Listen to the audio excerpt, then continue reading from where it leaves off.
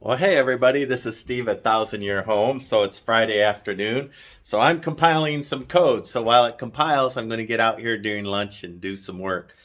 I'm working on two things at once, conduit and framing for drywall. So I'm going to be putting 5/8 inch drywall. But I figure I'll make a little video real quick on conduit that I'm running. So I know a couple of different things. I know that I have 12 gauge available that I've already pulled for 20 amp, and I thought about putting a 20 amp there. That will be a 15 amp. So the 20 amp would run like an AC unit. Also, I haven't taken a look yet on building this light circuit here. I can't safely mix a 15 amp and a 20 amp, right?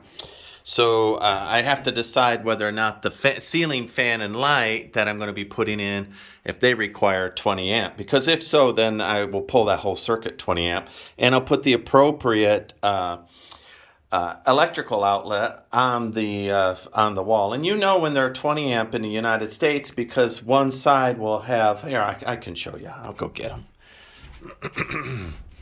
They look a little bit different. One of the prongs will have a T shape, and when you find those, and you'll see them in hospitals and whatnot, this is a 20 amp. So when you see that, you know that circuit's been wired a little larger than the other circuits. But in the pipes, I'm not going to pull 12 gauge and 14 gauge at the same time. So anyway, a decision needs to be made at that. But right now, I don't have to. All I need to do is finish pulling the conduit. And I got to here, and all I had was two gang light switch boxes. I need a three, one for a fan, one for a light, and one for the electric fan light. And fan light. So the ceiling fan will need two, right? And maybe one will have a dimmer on it. I'm not sure. I haven't gone that far yet. And then underneath there, I might put both a 15 amp and a 20 amp. My caution is I don't know if I want to mess around drilling through yet more steel. However, every one of these conduits, because I tipped the 2x4 on the side and I'm running it there, I will cut out some metal out of one of the Conexes and put a strike plate still there just to keep people from popping a screw through that little bit of wood. Even though I've got a Conex, somebody with a sharp self-tapping screw could still theoretically get in there and cut that out. So, all right. So to make these bends, notice they're nice and tapered. Of course, I'm using a 1/2 inch conduit bender. I'm not a professional at it, but that star and these degrees tell you where you want to put the conduit for the start of the bend. And then you'll know what degree you are and relative to that star. So anyway, there's that. I also noticed these boxes that came in are not the right thickness of box, so I don't know where I'm going to use those. This is the right thickness of box. I'm putting in 5/8 inch drywall, so that one would need an extension plate. And I don't want to put those rings on if I can help it. So I eyeballed when I put all of these in. You'll see that either I put a slight bend in it to get it out to the 5/8, or I'm using a little ferrule that I can adjust. Here's a ferrule right there. See how that ferrule has an angle on it? And you can buy them that way. So this box has one of each. So it has a straight in, and then that one's, I'm going to guess, is a 20-degree ferrule. That gets me out, theoretically, if I drywall that, and I don't know if that's so, but let me take a look at it. So my drywall is right up against there, right? And it'll be along the trim there. I might turn that, well, I don't know what I'll do with that. Maybe just punch that through. But you'll see that that's going to stick out, probably a 5/8. Probably I hit that spot on. And so I have to finish chasing this conduit. Now, that spot, if I follow it down through, and in a video you'll see I'm actually drilling through metal sill plate, and not inconsequential. It's at least an 1/8 inch thick, if not thicker. So to get through those, I'm using these carbide aircraft drills, so that will punch through. And I wish I had a little bit bigger, to be honest.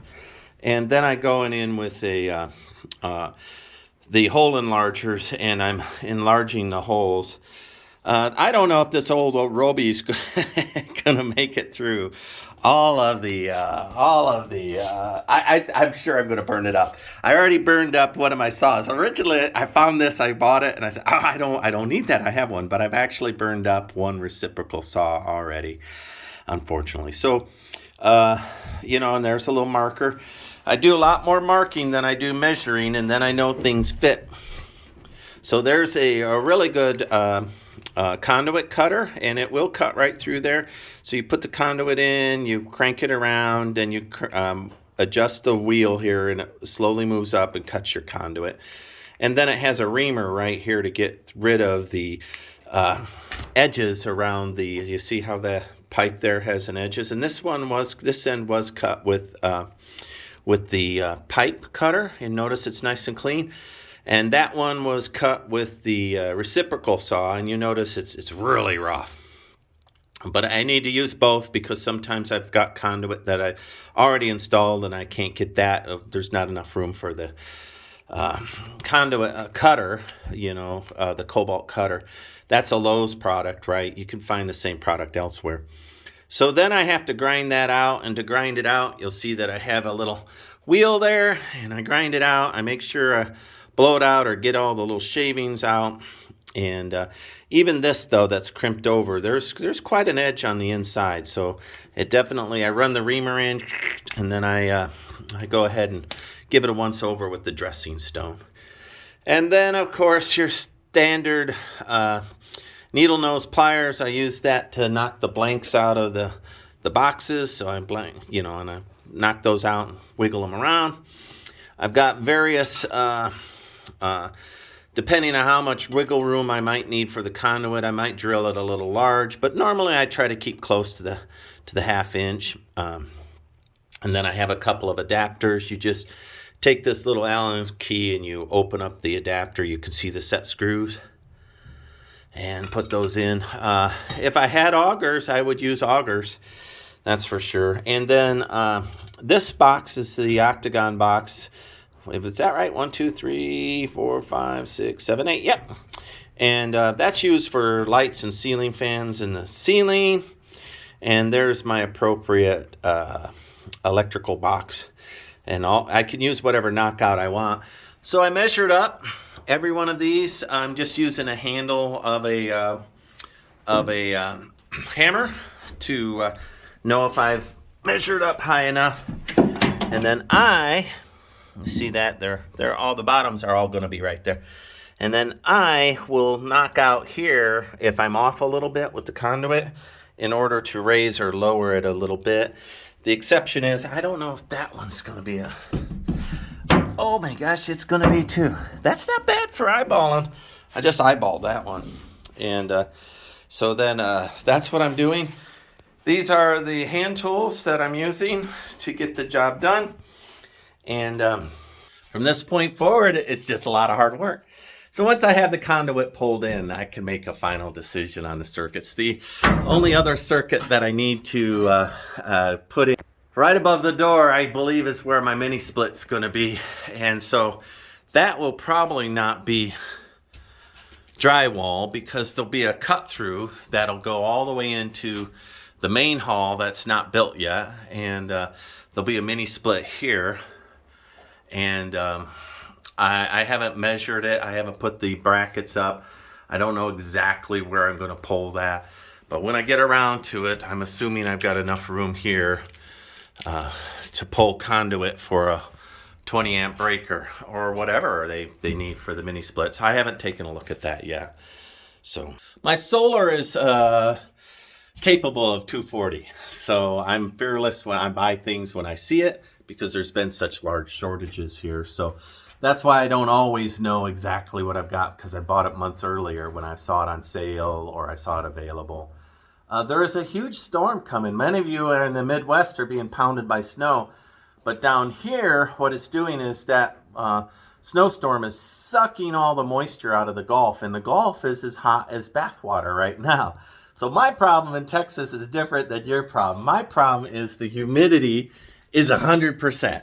And I'm running 80 degrees. I feel bad for all you buried by snow. I grew up in Michigan. Snow's just terrible. The Midwest already being pounded. So, but the wind and the humidity is really coming in. You see the sky has got a little ominous. They're telling me I might get rain. I personally think I'm out of the rain path. I don't think it's happening. So we'll see. We'll see. This drought is different. But quite a bit of wind. I don't know if I stepped out and you're getting wind sound or not through this little cell phone, maybe. But I sure do like being inside this Conex so much better when the storms are around. Zero wind. I can't even tell. But in that pop-up camper, I'm going like this the whole time because the wind's shaking it. And I'm like, oh, okay. Even when I'm sleeping at night, it's like, oh, okay. That's just with 18-mile-an-hour winds. I mean, I could not imagine if I got in serious trouble with a 60-mile-an-hour Yahoo wind or something.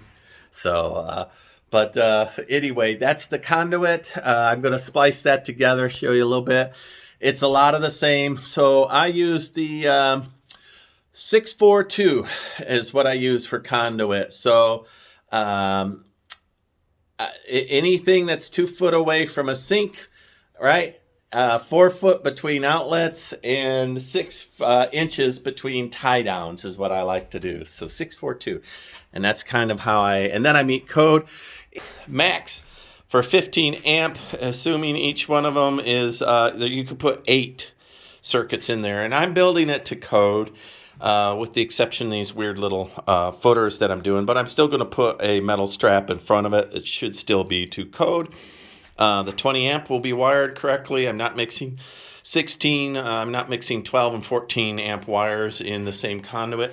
I will pull another conduit line entirely for that. So it's not so hard pulling electric, right? You just look at the code and you measure up the codes and then away you go. You don't get all crazy. Stick with what works, what's safe. You don't want to burn down your world. Ream everything so there's no sharp edges. Put in your grommets. You're missing a grommet, go and buy it. It's like $1 to keep your house from getting a worn through wire and you killing somebody someday. And but anyway, once I get all this done, then the back end of I'll get all that insulation tucked up. I'll figure where my wall's going to be. And I'm really excited. You know, these doors I talked about. What I've decided, I think I'm going to do 6-inch 2x6s here, come out from this wall, and then build shelving in here. I could put towels rolled up like at a resort in the behind those doors. And because storage is such a problem, so then I'll have a 6-inch wall that'll come out a little bit. That'll give me room for the sink pipes to go through and just a lot more storage. So real excited about that idea. This lumber rack will be out of the way, but that's where I'm going to get done first. I also want to drywall it and get all that done so I can shift all the supplies back to this end and finish the other end up. So I probably have enough electric supplies for 60%. What I didn't buy for the 60% of this Conex, I didn't buy the GFI stuff I need for the bathroom yet. It was sold out. Goes back to my statement, buy the stuff when you see the stuff. And so I'm buying stuff and packing it away and then forgetting I have it and buying it again. But it's still better that I have it than I get to a point where it never shows up and they don't have it available. And that's a bummer too. So let's see. Anything else on conduit? No, you've seen the stop motion from here. You can just watch. It's just a lot of the same. Just cut and measuring. Again, I'm not an electrician, so if you're in an area where you have to have an electrician, get an electrician, right? So, but I'm not in such an area as that. So, all right, this is Steve at 1,000-Year House. I know these conduit will last 1,000 years. They're EMT conduit, so they're fully grounded. And somebody someday can pull the wires out and run new wires in when the insulation gets brittle. And I don't know, 60 to 100 years, I imagine they could pull that out.